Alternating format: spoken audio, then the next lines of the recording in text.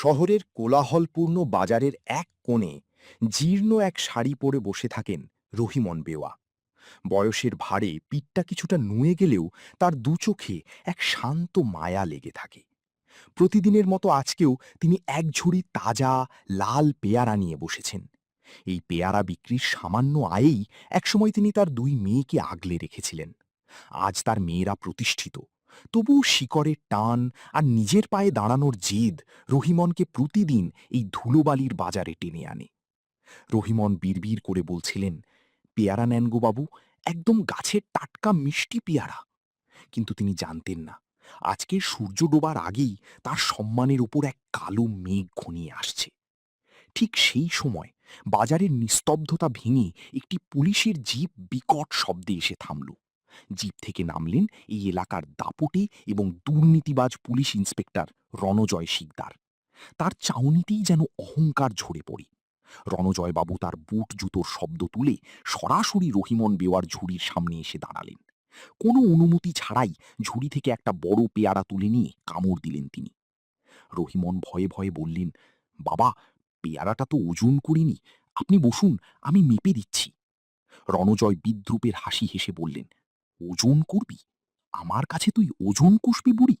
এই এলাকায় আমি যা খাই তার কোনো দাম লাগে না, জানিস না?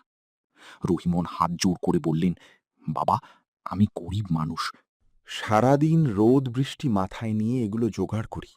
কয়েকটা টাকা না পেলে কালকের বাজার সওদা হবে না। এই সামান্য কথাতেই রণজয়ের ইগোতে আঘাত লাগল। তিনি মুখের আধ খাওয়া পেয়ারাটা থুক করে রহিমন বেওয়ার পায়ের কাছে ফেললেন এবং কর্কশ গলায় চিৎকার করে উঠলেন, চুপ কর ডাইনি! তোর এত সাহস যে তুই পুলিশের কাছে টাকা চাস? আমার কাছে খবর আছে, তুই পেয়ারা বিক্রির আড়ালে নিষিদ্ধ জিনিসের কারবার করিস। রহিমন আকাশ থেকে পড়লেন। তার দুচোখ বেয়ে জল গড়িয়ে পড়ল। এসব কি বলছেন বাবা? আমি 5 ওয়াক্ত নামাজ পড়ি, সারা জীবন কষ্ট করে মেয়েদের বড় করেছি, আমি এসবের কি জানি? রণজয় আরও উত্তেজিত হয়ে বললেন, বেশি ভেলকিবাজি দেখাবি না। এই কনস্টেবল, তল্লাশি করের ঝুড়ি। একজন কনস্টেবল এগিয়ে এসে নির্দয়ভাবে রহিমনের ঝুড়িটা লাথি মেরে উল্টে দিল। ঝুড়ির সব পেয়ারা রাস্তার নর্দমায় আর ধুলোয় মিশে গেল। বাজারের শত শত মানুষ দাঁড়িয়ে এই দৃশ্য দেখছিল, কিন্তু পুলিশের ভয়ে কেউ মুখ খোলার সাহস পেল না। রহিমনের দীর্ঘশ্বাসে যেন বাতাস ভারী হয়ে উঠল। তিনি নর্দমায় পড়ে যাওয়া পেয়ারাগুলো তোলার চেষ্টা করছিলেন আর কাঁদছিলেন। রণজয় তার গলার স্বর আরও চড়িয়ে বললেন, পেয়ে গেছি স্যার, এই দেখুন প্যাকেটে কি যেন আছে। আসলে সেটা ছিল রণজয়েরই আগে থেকে সাজানো এক প্যাকেট অবৈধ দ্রব্য। তিনি রহিমনকে ফাঁসানোর জন্য এটা ব্যবহার করলেন। রহিমন চিৎকার করে বললেন, না সাহেব, এটা আমার নয়। কেউ আমাকে ফাঁসিয়েছে, দোহাই আপনাদের। কিন্তু রণজয় কোনো কথা শুনলেন না।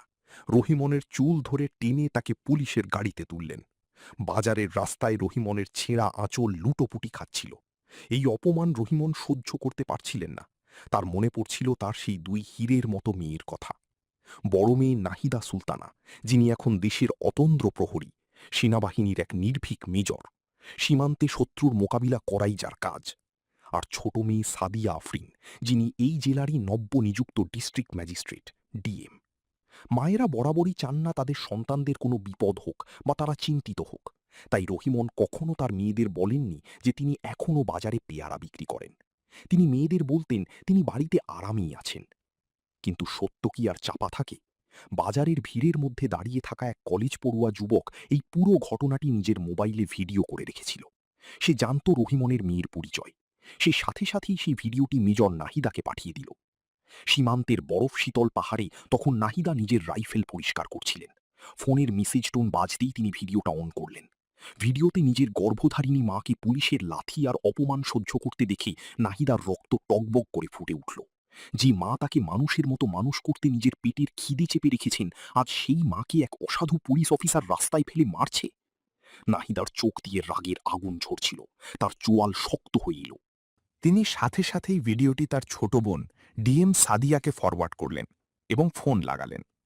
সাদিয়া তখন তার অফিসে এক গুরুত্বপূর্ণ বৈঠকে ব্যস্ত ছিলেন। বোনের ফোন পেয়ে তিনি মিটিং থামিয়ে দিলেন। ওপাশ থেকে নাহিদার গম্ভীর ও ক্রুদ্ধ কণ্ঠস্বর ভেসে এলো, সাদিয়া, তুই কি জেলার খবর রাখিস? আমাদের মাকে আজ রাস্তায় অপমান করা হয়েছে। ভিডিওটা দেখ, আর মনে রাখিস, যদি ওই অফিসারের উর্দি তুই না খুলতে পারিস, তবে তোর বড় বোন হিসেবে আমি সীমান্তে বসে থাকব না, আমি নিজে আসব বিচার করতে। সাদিয়া ভিডিওটা দেখে স্তব্ধ হয়ে গেলেন। তার কলমটা হাত থেকে পড়ে গেল। যে মা তাকে আজ এই চেয়ারে বসিয়েছেন, সেই মা আজ শ্রীঘরে অপমানে কাঁদছেন। সাদিয়ার চোখে জল এলেও তিনি তা মুছে ফেললেন। তার ভেতরে এখন এক প্রশাসনিক বাঘিনী জেগে উঠেছে। সাদিয়া শান্ত গলায় বললেন, দিদি, তুমি সীমান্তে থেকো। মা শুধু তোমার নয়, মা আমারও। এই লড়াইটা আমি আমার মতো করে লড়ব। এমন বিচার করব যে সারা জেলা মনে রাখবে। সাদিয়া মিটিং বাতিল করে দিয়ে নিজের ক্যাবিন থেকে বেরিয়ে এলেন। তবে তিনি তার সরকারি গাড়ি নিলেন না। তিনি তার ডিএমের পোশাক ছেড়ে একটি সাধারণ সাধারণ সুতির 3 পিস পরলেন এবং মাথায় ওড়না দিয়ে সাধারণ ঘরের মেয়ের মতো একাই থানার উদ্দেশ্যে রওনা হলেন। তিনি চাইলেন না অপরাধী আগে থেকেই সাবধান হয়ে যাক। তিনি দেখতে চাইলেন একজন সাধারণ মানুষ যখন পুলিশের কাছে বিচার চায়, তখন তাকে ঠিক কী ধরনের পরিস্থিতির মুখোমুখি হতে হয়। থানায় পৌঁছে সাদিয়া দেখলেন রণজয় শিকদার এবং থানার বড়বাবু পা তুলে টেবিলের ওপর বসে হাসাহাসি করছেন। সাদিয়া কাঁপা গলায় গিয়ে বললেন, স্যার, আমার মা রহিমন বেওয়াকে আপনারা ধরে এনেছেন, তিনি নির্দোষ, তাকে ছেড়ে দিন।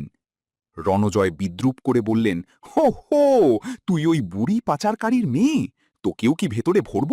যা, ভাগ এখান থেকে, তোর মা অপরাধী, তাকে ছাড়ার প্রশ্নই ওঠে না। সাদিয়া শান্ত হয়ে দাঁড়িয়ে রইলেন।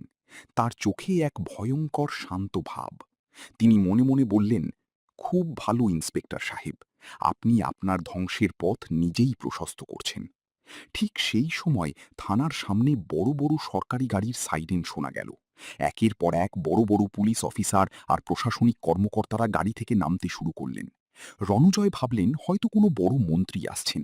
তিনি তড়িঘড়ি করে উঠে দাঁড়ালেন। কিন্তু তিনি যখন দেখলেন জেলার এসপি এবং ডিএসপি এসে ওই সাধারণ পোশাক পরা মেয়েটির পেছনে বিনয়ের সাথে মাথা নিচু করে দাঁড়ালেন, তখন রণজয়ের হাত থেকে চায়ের কাপটা পড়ে ভেঙে গেল। এসপি গম্ভীর গলায় বললেন, ইন্সপেক্টর রণজয়, আপনি কার সাথে কথা বলছেন জানেন? ইনি আমাদের জেলার সম্মানীয় ডিএম ম্যাডাম সাদিয়া আফরিন। থানায় যেন বজ্রপাত হল। রণজয়ের কপালে ঘাম জমতে শুরু করল। সাদিয়া তার ওড়না সরিয়ে ধীর পদে রণজয়ের দিকে এগিয়ে গেলেন। তার দু চোখে তখন অগ্নিকুণ্ড।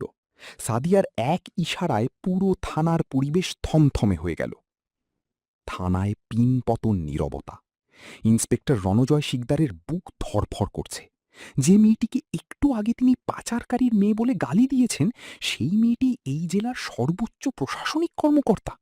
রণজয়ের পা কাঁপতে শুরু করল।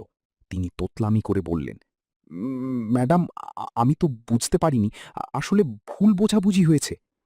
ডিএম সাদিয়া আফরিন কোনো কথা বললেন না।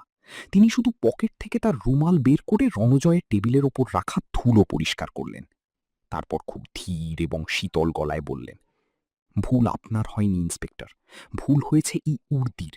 এই উর্দি আপনাকে ক্ষমতা দিয়েছিল সাধারণ মানুষকে রক্ষা করার জন্য, আর আপনি সেটা ব্যবহার করেছেন একজন বৃদ্ধাকে অপমান করতে। যে মা আজ হাজতে বসে কাঁদছেন, তিনি এই জেলার রত্নগর্ভা মা। তার এক মেয়ে সীমান্তে দেশের জন্য লড়ছে, আর এক মেয়ে আপনার সামনে দাঁড়িয়ে আছে। সাদিয়া সাথে সাথেই এসপির দিকে ফিরে আদেশ দিলেন, এসপি সাহেব, এই মুহূর্ত থেকে ইন্সপেক্টর রণজয় শিকদার এবং এই ঘটনার সঙ্গে জড়িত কনস্টেবলদের বরখাস্ত করা হল। এদের বিরুদ্ধে ক্ষমতার অপব্যবহার এবং একজন নিরপরাধ মানুষকে ফাঁসানোর অভিযোগে বিভাগীয় মামলা রুজু করুন। আমি চাই আগামী 24 ঘণ্টার মধ্যে এদের শ্রীঘরে দেখতে। এসপি সাহেব মাথা নিচু করে বললেন, জি ম্যাডাম, আপনার আদেশ শিরোধার্য। রণজয়ের কোমরের বেল্ট এবং টুপি যখন খুলে নেওয়া হচ্ছিল, তখন তার দম্ভ মাটির সঙ্গে মিশে যাচ্ছিল। কিছুক্ষণ আগেও যে মানুষটা নিজের ক্ষমতা নিয়ে এত গর্ব করছিল, সবার সামনে তার সেই অহংকার এক মুহূর্তেই চূর্ণ বিচূর্ণ হয়ে গেল। চারপাশে দাঁড়িয়ে থাকা মানুষগুলোও নিঃশব্দে দেখছিল সত্যের সামনে অন্যায় কতটা অসহায়। আর সাদিয়া দৃঢ় কণ্ঠে বললেন, মনে রাখবেন, সত্যকে কখনো চাপা দিয়ে রাখা যায় না। অন্যায়ের বিচার একদিন না একদিন হবেই। সেদিন সবার সামনে প্রমাণ হয়ে গেল, ক্ষমতা নয়, শেষ পর্যন্ত সত্য আর ন্যায় জয়ী হয়। বন্ধুরা, গল্পটি ভালো লাগলে তাহলে আমাদের চ্যানেলটি সাবস্ক্রাইব করে দিন। ধন্যবাদ।